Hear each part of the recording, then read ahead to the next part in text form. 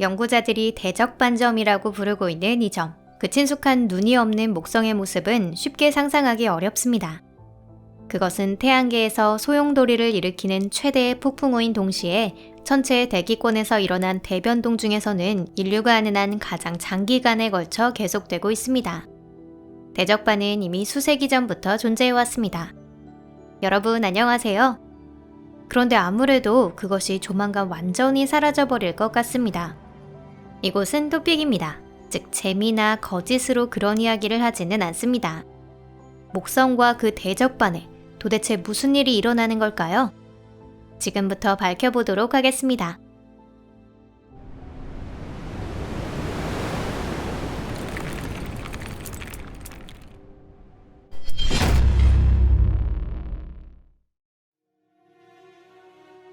목성의 눈. 1665년 이탈리아 도시 볼로냐의 천문대에서 목성을 관측 중이던 위대한 천문학자 조반니 카시니는 깜짝 놀랄 만한 것을 발견했습니다. 그는 자신이 이 태양계의 제5행성을 너무 오래 본 탓에 별이 불그스름한 눈을 뜬 것처럼 보이는 것이라 생각했습니다. 하지만 지금은 모두가 잘 알듯이 그 눈이 바로 대적반점이었던 것입니다. 역사학자 중에는 카시니보다 1년 앞서 영국의 학자 로버트 훅이 같은 것을 관측했다고 생각하는 사람도 있습니다. 하지만 훅의 기록으로는 그가 본 것이 대적반점이었는지 아니면 뭔가 다른 대기 중의 현상이었는지는 분명하지 않습니다. 어찌되었든 영국 국외 연구자의 대다수는 대적반의 발견자가 카시니라고 주장하고 있습니다. 그리고 이 발견에 이은 관측은 19세기 중반 이후에 이루어지게 됩니다. 세계 최초의 목성의 눈 근거리 촬영 사진이 연구자들에게 전해진 것은 1979년 보이저 1호가 목성의 바로 옆에 접근한 해였습니다. 인류는 그때 처음으로 대적반이 정말로 고기압의 거대한 소용돌이이며 지구의 크기를 훨씬 넘는 크기라는 것을 확인했습니다. 영원히 계속되는 폭풍. 여러분은 폭풍우 지역 안에 있었던 경험이 있으신가요? 만약 없으시더라도 별로 유쾌하지 않다는 것에는 찬성하실 겁니다.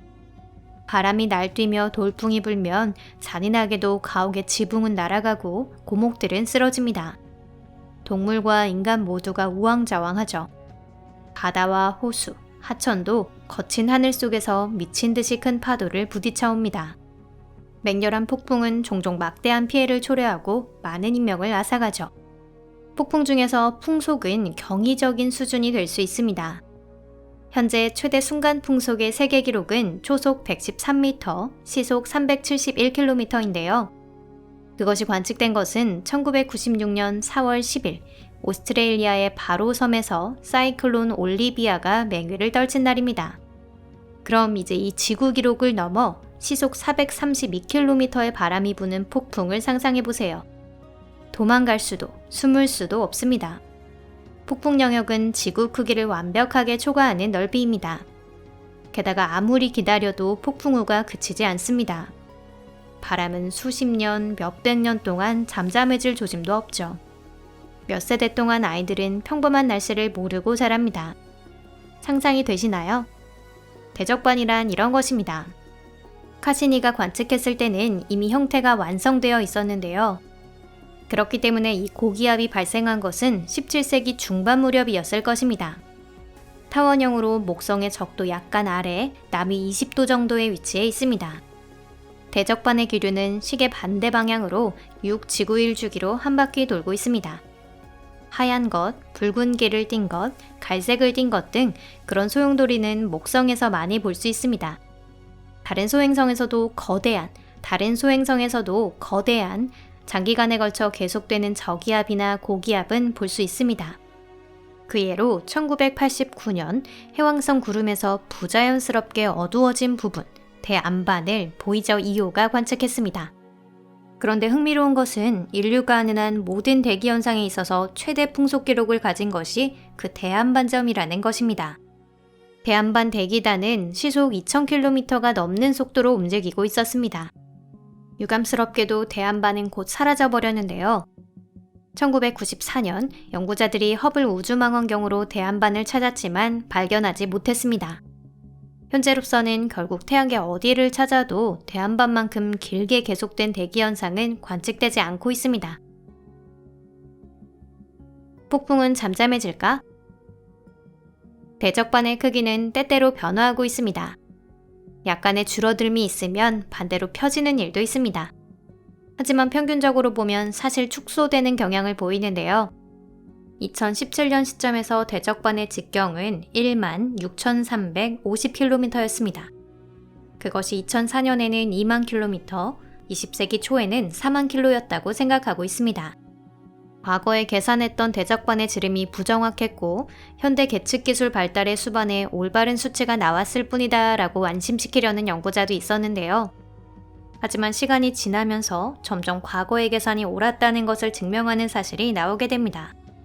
예를 들면 2019년에는 대적반점 조각, 즉 가장자리에 있는 작은 소용돌이가 분리되어 비교적 짧은 기간에 사라졌습니다. 많은 연구자들은 이를 대적반 소멸을 뜻하는 일련의 징후 중 하나로 파악하고 있습니다. 이러한 추세가 계속된다면 우리는 대적반을 바라볼 수 있었던 마지막 세대가 될지도 모르겠는데요. 향후 20년 내로 대적반이 완전하게 소멸한다고 생각하는 연구자도 있답니다. 인류가 아는 한 가장 오랫동안 그치지 않았던 폭풍이 마침내 잠잠해질 것입니다. 그때 목성에는 어떤 변화가 일어나고 그리고 그 변화는 우리에게 어떤 의미를 갖게 될까요? 목성에서는 아마 아무것도 변하지 않을 겁니다. 브라질에서 허리케인이 일어나도 한국에 사는 사람에게는 아무런 영향이 없는 것처럼 말이죠. 게다가 목성은 지구보다 훨씬 큰 별입니다. 목성의 광대한 지역은 대적반에서 멀리 떨어져 있어 아무런 영향을 받지 않고 대적반 소멸의 영향도 없을 겁니다. 한편 목성에서 멀리 떨어진 푸른 행성의 주민들이라면 대적반을 잃는 것이 큰 손실입니다. 뭐니뭐니 해도 이 놀라운 고기압을 제대로 연구해서 그 수수께끼를 해명할 기회를 영원히 잃어버릴지도 모르니까요. 그리고 해결되지 않은 수수께끼가 너무나도 많습니다. 대적반의 비밀. 대적반에 대해 지금도 미해명된 최대의 수수께끼는 바로 그 색채입니다. 왜 하필 대주황반이나 대백반, 믹스반이 아닌 대적반일까요? 어떤 연구자는 목성 대기 중에 황화수소 암모늄과 같은 물질과 태양광선의 상호작용에 의한 것이 원인이 아닐까 추측하고 있습니다. 한편 대적반의 염료가 인이라고 생각하는 연구자도 있습니다. 하나의 답을 내려면 대적반 물질의 샘플을 채취해야 하는데 인류에게 그 시간이 남아 있을까요? 두 번째 수수께끼는 대적반의 명줄입니다. 대행성에서는 대기의 소용돌이가 아주 장기간 유지됩니다. 부딪혀서 살을 닳게 할 단단한 지표가 없기 때문인데요. 하지만 대행성 중에서도 대적반은 매우 장수하고 있습니다. 이 정도로 안정된 상태인 것은 과연 무슨 이유에서일까요? 그리고 마지막으로 세 번째 수수께끼, 대적반은 어떻게 생겼는가 하는 것입니다. 그리고 마지막으로 세 번째 수수께끼, 대적반은 어떻게 생겼는가 하는 것입니다. 그 일련의 기후변화 속에서 태어난 것은 분명합니다. 목성에는 저기압과 고기압이 많이 발생하고 그중 몇몇은 매우 강력하여 장기간 세력을 유지했습니다. 하지만 대적반과 비교할 수 있는 것은 없었죠. 어쩌면 대적반은 이 거대 행성 대기에 돌입한 큰 운석의 상처 자국일지도 모르겠습니다. 아니면 더 특이한 비정상적인 현상에 의한 것일까요? 오늘 영상은 여기까지입니다. 끝까지 시청해주셔서 감사합니다. 더 정확히는 대적반과 관련된 연구상의 의문은 아주 많이 있는데 답을 찾기 위한 시간이 거의 남아있지 않습니다. 우린 너무 늦기 전에 가능한 한 신속하게 행동을 해야 합니다. 그렇지 않으면 태양계 안에서도 손꼽히는 놀라운 이상현상을 조사할 기회가 영원히 사라지고 말 것입니다. 채널 구독, 좋아요, 그리고 SNS 공유도 잊지 말고 부탁드립니다. 그리고 앞으로도 토픽에 놀러와 주세요. 재미있는 영상을 준비해서 여러분 기다리고 있겠습니다. 그럼 다음 영상에서 뵐게요. 안녕히 계세요.